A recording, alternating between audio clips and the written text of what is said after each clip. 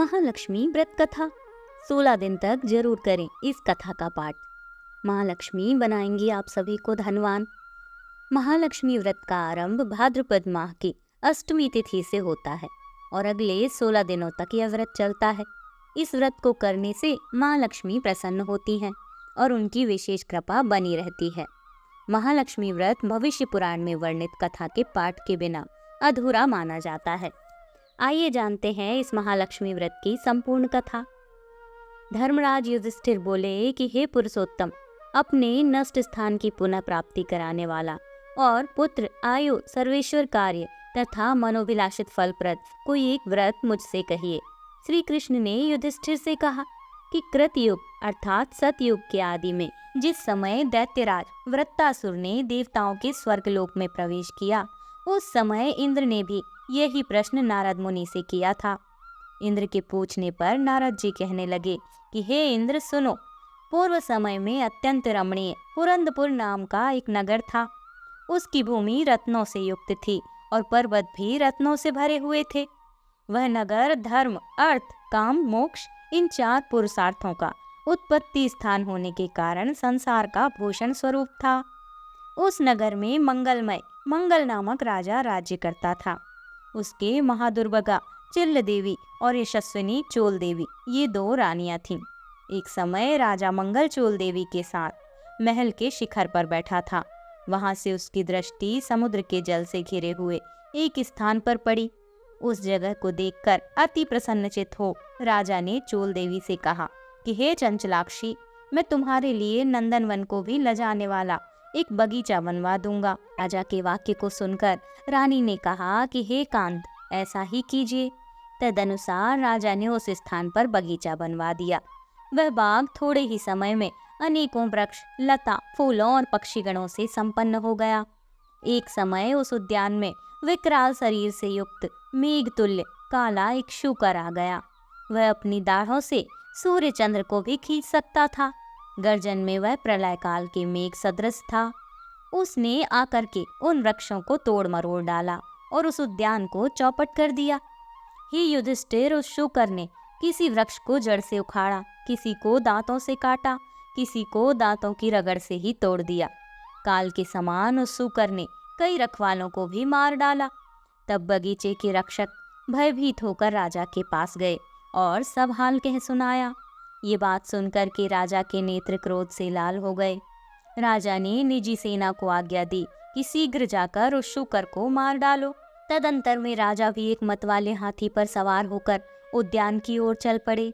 वह सेना अश्व समूह रूपी वस्त्र से ढकी हुई पृथ्वी को हिलाती तथा रथों की शीघ्र गति से उत्पन्न पवन से संपूर्ण सैनिकों को कपाती तथा पैदल सेना शब्द से दिशाओं को पूरित करती हुई बगीचे के नजदीक पहुंची और उसे चारों ओर से घेर लिया। अपने उच्च घोष से 10 दिशाओं को प्रतिध्वनित करता हुआ राजा बोला कि जिस रास्ते से यह सूकरधम निकल जाएगा तो मैं उस सिपाही का सिर शत्रु की भांति काट डालूंगा। राजा के वचन सुनकर शूकर जिस मार्ग में राजा खड़े थे उसी मार्ग से निकल गया और राजा कोड़े से अपने घोड़े को मारते ही रह गए। राजा लज्जा से चंद्रवत कलंकित होकर शूकर के पीछे पीछे सिंह और व्याघ्रों से युक्त घोर वन में जा निकला। उस वन में तमाल, ताल, हिंताल, शाल, अर्जुन आदि के वृक्ष थे। वहां विविध लताएं थीं। झिल्लियों की झंकार से 10 दिशाएं मुखरित हो रही थीं। राजा उस घोर वन में एकाग्र मन से उस शूकर को ढूंढ रहा था। एकाएक शूकर से उसका सामना हो गया। तब राजा ने बाण से जैसे ही शूकर को घायल किया, वैसे ही बाण के लगते शूकर अपने अधम शरीर को छोड़कर दिव्य गंधर्व रूप धारण कर विमान पर जा बैठा। गंधर्व बोला कि हे महिपाल, आपका कल्याण हो। आपने मुझे शूकर योनि से छुड़ाया, अतः मुझ पर बड़ी कृपा की। अब मेरा वृत्तांत सुनिए। एक समय ब्रह्मा जी देवताओं से घिरे हुए बैठे थे और मैं उनको तरह तरह के स्थान व गुणों से युक्त गीत सुना रहा था। गाते गाते मैं ताल स्वर में भ्रष्ट हो गया। इसी कारण ब्रह्मा जी ने मुझ चित्ररथ गंधर्व को शाप दे दिया। ब्रह्मा जी ने कहा कि तू पृथ्वी पर शूकर होगा। जिस समय राजाओं का राजा मंगल तुझे अपने हाथों से मारेगा, उस समय तू शूकर योनि से छूटकर फिर इस अवस्था को प्राप्त हो जाएगा। अतएव हे महापति, मैं इस योनि में आया था, आज आपके हाथ से मरकर मैं शूकर योनि से छूट गया। अब मैं प्रसन्न होकर देवताओं को भी दुर्लभ एक वर आपको देता हूँ, उसे आप स्वीकार कीजिए। धर्म, अर्थ, काम तथा मोक्ष को देने वाला यह महालक्ष्मी व्रत है। इसे करके आप सार्वभौम राजा कहलाएंगे। अब आप प्रसन्न होकर अपनी राजधानी को जाएं। नारद जी कहते हैं कि चित्ररथ गंधर्व राजा मंगल से यह कहकर शरत काल के मेघ के समान तत्क्षण अंतर्ध्यान हो गया। राजा मंगल ज्यों ही चलने को हुए त्यों ही बगल में मृगछाला लिए एक ब्राह्मण बालक को देखा। राजा ने मुस्कुराकर बालक से कहा कि हे बटो, देव, दानव, गंधर्व, राक्षस, इनमें से आप कौन हैं? आप सच सच कहिए, ऐसे घोर जंगल में आप किस लिए आए हैं? राजा के प्रिय वचन सुनकर बटू ने राजा को आशीर्वाद देते हुए कहा कि हे राजन, मेरा जन्म आप ही के देश में हुआ है। मैं आप ही के साथ साथ आया हूँ। मेरे योग्य यदि कोई कार्य हो तो बताइए। राजा ने कहा, आज से मैं आपको नूतन कहूँगा। ही वटो, अगर यहाँ कोई तालाब हो तो उसमें से मेरे लिए थोड़ा जल ले आइए। राजा के वचन सुनकर वटू ने राजा को एक बरगद की छाया में बैठा दिया और स्वयं घोड़े पर सवार होकर पक्षीगणों का शब्द सुनता हुआ चल पड़ा। थोड़ी ही दूर आगे जाने पर उसे एक अति रमणीक तालाब दिखाई दिया। वह तालाब वायु के सैकड़ों यत्नों को निष्फल करने वाला, विष रहित, अगस्त्य मुनि की पिपाशा को शांत करने वाला, समुद्र से भी अधिक गंभीर, शीतल, मंद, सुगंध युक्त, वायु युक्त, स्वच्छ जल से पूर्ण था। उसके निकट वह वटु घोड़े को लेकर ज्यों ही गया त्यों ही कीचड़ में धंस गया। वह घोड़े से उतरकर चारों ओर देखता हुआ तालाब के निकट पहुंचा तो वहां उसने कई स्त्रियों का झुंड देखा। अनेक दिव्यांबरों को धारण किए, दिव्य अलंकारों से युक्त होकर स्त्रियां कथा कह रही थी। तदंतर वह उन स्त्रियों के पास जाकर अपना वृत्तांत बताते हुए कहने लगा। वटु ने कहा कि हे स्त्रियों, बड़ी भक्तिभाव से आप ये क्या कर रही हैं? इसकी क्या विधि है और इसके करने से क्या फल मिलता है, वह मुझे भी बताइए।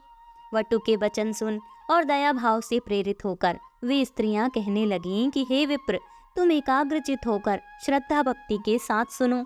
जो माया, प्रकृति और शक्ति आदि नाम से त्रैलोक्य में प्रसिद्ध है, उसी महालक्ष्मी का यह व्रत है। हे वटु, इसकी विधि इस प्रकार है। इसका आरंभ भाद्रपद के शुक्ल पक्ष की अष्टमी तिथि से किया जाता है। उस दिन प्रातःकाल उठकर 16 बार हाथ, पांव और मुंह धोकर 16 तंतुओं से निर्मित तथा 16 ग्रंथि से युक्त एक डोरी बनाकर उसे चमेली के पुष्प, कपूर, चंदन, अगर आदि सुगंधित पदार्थों से पूजा कर महालक्ष्मी नमः इस महामंत्र से उसके 16 ग्रंथियों को अभिमंत्रित करें और कहें कि हे महालक्ष्मी, धन, धान्य, पृथ्वी, धर्म, कीर्ति, आयु, श्री, घोड़ा, हाथी और पुत्रादि यह सब मुझे प्रदान करिए। इस प्रकार प्रार्थना करके उस डोरे को दाहिने हाथ में बांधें और अक्षतों के साथ 16 दूब के पौधों को हाथ में लेकर एकाग्रचित होकर कथा सुने। जल में दूब को भिगो भिगो कर अपने सिर, हाथ तथा पैरों में मार्जन करें। भाद्रपद शुक्ल अष्टमी से अश्विन कृष्ण अष्टमी तक 16 दिन नित्य हाथ में अक्षत लेकर कथा सुने। 16वें दिन अश्विन कृष्ण अष्टमी को सायंकाल के समय जितेंद्रिय हो स्नान कर सफेद कपड़े पहनकर पूजा घर में जाए। वहां पर पूर्वाभिमुख होकर पवित्र आसन पर बैठकर अष्टदल श्वेत कमल बनाएं। कमल दल के किनारे इंद्रादिक शक्तियों को लिखें। कर्णिका में श्वेतांगी, श्वेत वर्ण वाली, श्वेत पत्र, मोतियों से अलंकृत, कमलासना, हास्य युक्त, कमलवत मुख वाली, शरतचंद्र के तुल्य कांतिमती, चतुर्भुजा, 2 हाथों में कमल लिए, अभयदायिनी, दोनों ओर से हाथियों के शूंडों से जल से सींचती हुई, अटल छत्र युक्त महालक्ष्मी का ध्यान करता हुआ कपूर, आगर और चंदन से महालक्ष्मी की पूजा करें। उनका आवाहन करके कहें कि हे महालक्ष्मी, विष्णु के स्थान से तुम यहाँ आओ। हे देवी, आप ही के निमित्त मैंने यह षोडशोपचार पूजन की सामग्री जुटाई है। हे विप्र, व्रती 16 दिन पूरा होने पर किस विधि से उद्यापन करें वह भी सुनो। सुवर्ण के श्रृंग से युक्त गौ तथा सुवर्ण आदि किसी विद्वान और वेद पाठी ब्राह्मण को दान करके दें। तदनंतर यथाशक्ति दान देने से यह व्रत पूर्ण होता है। साथ साथ ब्राह्मणों को वस्त्र आदि भी दान देना चाहिए। इस प्रकार विधि विधान बता करके स्त्रियां बोली कि हे विप्र, सब व्रतों में उत्तम यह व्रत हमने तुमसे कहा है।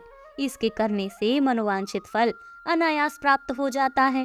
हे विप्र, तुम इस उत्तम व्रत को करो और राजा से भी कराओ।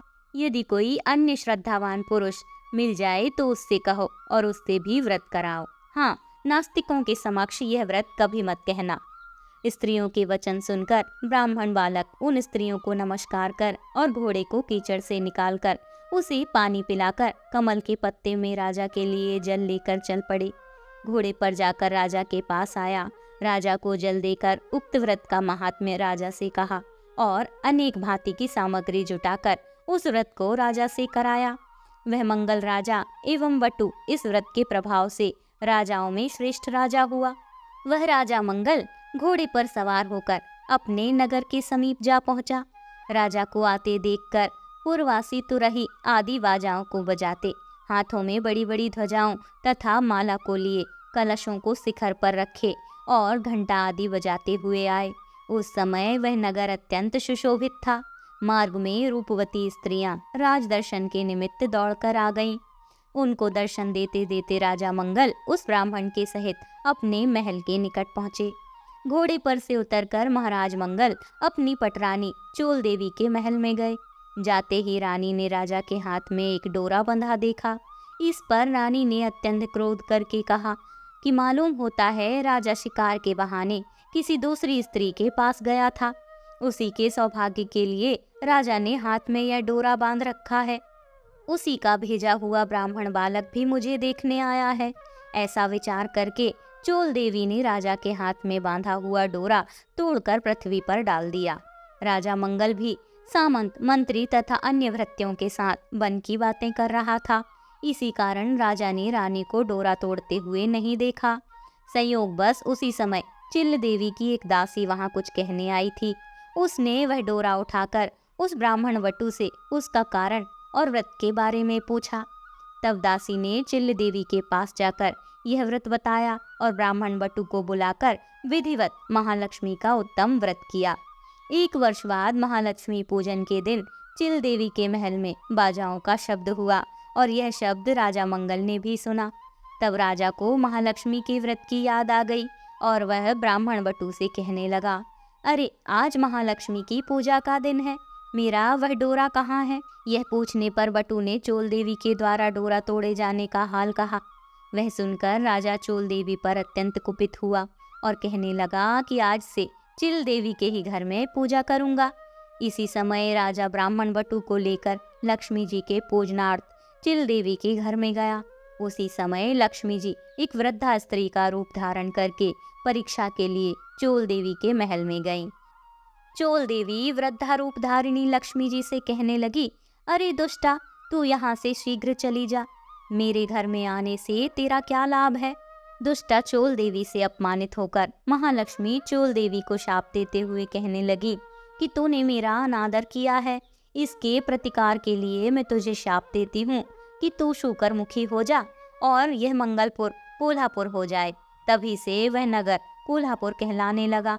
लक्ष्मी जी वहां से चलकर उसी वेश में चिल देवी के घर में आई तो वहां पर लक्ष्मी जी की अनेक प्रकार से सम्मान पूर्वक पूजा हुई। पूजन के बाद लक्ष्मी जी ने वृद्धा रूप छोड़कर सत्य रूप धारण किया। तब चिल देवी ने पंचोपचार से भली भांति उनका पूजन किया। इस पर महादेवी ने प्रसन्न होकर चिल देवी से वर मांगने को कहा। श्री लक्ष्मी जी बोली कि हे चिल देवी, तुम्हारे पूजन से मैं अति संतुष्ट हूँ, हमसे कहो तुम जो चाहो वह वर मांगो। चिल देवी बोली कि हे सुरेश्वरी, आपका उत्तम व्रत जो करे उसका घर जब तक सूर्य चंद्र हैं तब तक आप न त्यागें। आज से इस राजा की संसार में प्रसिद्धि हो और हे देवी, आप में मेरी अचल भक्ति सदैव बनी रहे। जो यह कथा सद्भाव के साथ पढ़े या सुने उनको आप सदा मनोभिलाषित फल दें। तब लक्ष्मी जी तथास्तु कहकर वहां से अंतर्ध्यान हो गई। इसके बाद राजा मंगल ने भी आकर के चिल देवी के साथ परम भक्तिभाव से लक्ष्मी जी की पूजा की। उसी समय ईर्ष्यावश चोल देवी भी चिल देवी के महल में आई। यद्यपि द्वारपालों ने उसे आने से मना किया, फिर भी वह नहीं मानी। वहां की गतिविधि देखकर चोल देवी के मन में ना जाने क्या हुआ कि वहां से सीधे अंगिरा ऋषि के स्थान से सुशोभित घोर जंगल में चली गई। महर्षि ने चोल देवी की विचित्र आकृति को देखकर ज्ञान दृष्टि से विचार करके उसके द्वारा महालक्ष्मी व्रत कराया। उस व्रत के करने से चोल देवी महायशस्विनी हो गई। एक समय राजा ने शिकार खेलते हुए अंगिरा मुनि के आश्रम में जाकर एक सुंदर रूपयुक्त तथा चंचल नेत्रों वाली स्त्री को देखा। उसे देखकर मुनि से पूछा कि आपके स्थान में यह दिव्य रूप धारिणी स्त्री कौन है। मुनि ने चोल देवी का समस्त हाल बताकर राजा के हाथों उसे सौंप दिया। तब राजा चोल देवी के साथ नगर में आकर चिल तथा चोल देवी के साथ अनेक भोगों को भोगने लगा। वह नूतन नामक ब्राह्मण वटु महालक्ष्मी के व्रत के प्रभाव से बृहस्पति की भांति राजा मंगल का मंत्री हुआ। वह राजा पृथ्वी के समस्त सुखों को भोगकर अंत में आकाश में जाकर विष्णु देवत नामक श्रवण नक्षत्र बनकर स्थित हुआ। नारद जी बोले कि हे इंद्र, सब व्रतों में उत्तम व्रत मैंने तुमसे कहा है, जिसकी कथा मात्र सुनने से मनोवांछित फल प्राप्त हो जाता है। जैसे तीर्थों में प्रयाग, देवताओं में विष्णु और नदियों में गंगा पुनीत मानी जाती है, उसी भांति यह व्रत सब व्रतों में उत्तम है। हे इंद्र, धर्म, अर्थ, काम तथा मोक्ष को यदि तुम चाहो तो श्रद्धा युक्त होकर इस उत्तम व्रत को करो। इसके करने से महालक्ष्मी धन, धान्य, पृथ्वी, धर्म, कीर्ति, आयु, यश, श्री, घोड़े, हाथी और पुत्र पौत्र आदि सब कुछ देती हैं। श्री कृष्ण ने युधिष्ठिर से कहा कि हे युधिष्ठिर, नारद जी द्वारा कहा गया यह व्रत देवराज इंद्र ने किया। इसी व्रत के प्रभाव से इंद्र को मनोवांछित फल प्राप्त हुआ। आप भी इस व्रत को करें तो मनोवांछित फल की प्राप्ति एवं पुत्र पौत्र आदि की वृद्धि होगी। यह कथा श्री कृष्ण भगवान ने युधिष्ठिर के प्रति कही थी। मैं आप लोगों से फिर भी कहती हूँ, अपनी अपनी मनोकामना की सिद्धि के लिए व्रत सबको करना चाहिए। इसके करने से सब कुछ प्राप्त किया जा सकता है। इस प्रकार भविष्योत्तर पुराण में कही गई महालक्ष्मी व्रत की कथा समाप्त हुई। बोलिए महालक्ष्मी माता की जय।